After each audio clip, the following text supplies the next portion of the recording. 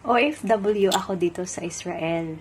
Naka-attend ako ng mga lectures sa IMG at gusto kong ma-avail ang benefits.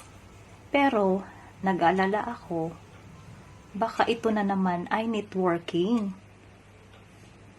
Yan din ang inisip ko nung una. At inisip ko, networking na naman ito. No? Pero ano nga ba ang networking business? At kung ang IMG ba ay isang networking?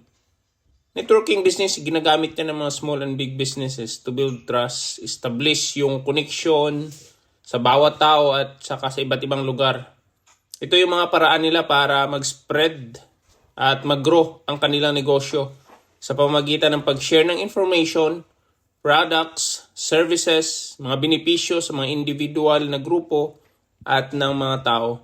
Tignan mo yung sa paligid mo. Ang daming nakikita ng mga billboards, flyers, tarpaulin, sa FB, TikTok, Reels, YouTube, Instagram. Lahat ng social media, paid vloggers, influencer, para i-promote yung product at saka serbisyo. Alam mo, sa Lazada, Shopee, ano nakikita mo? Product advertisement. Tinatawag yan na networking. Sa mga negosyante, yan ang kanilang priority. How to network their business to reach more people and clients. Dahil sa networking, ang dami nating nalalaman na nag-i-exist na pala ang mga negosyo na to, yung companies na to, yung produkto na to, mga serbisyo na importante at hinahanap natin. Noon, di ko narinig ang IMG. Nag-i-exist na pala siya almost 2 decades. Kaya networking is part of every business.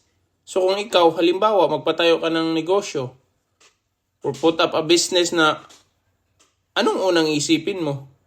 How to network.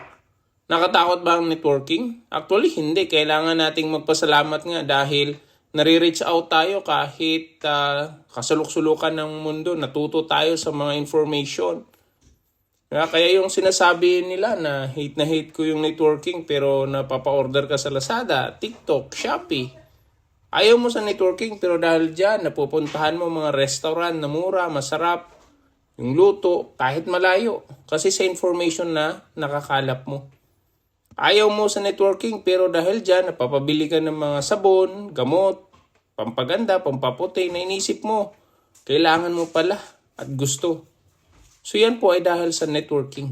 Nakaka-access tayo sa lahat ng mga information na hinahanap at kinakailangan natin. Kaya networking is part of every businesses. At yan ay ginagawa din sa IMG.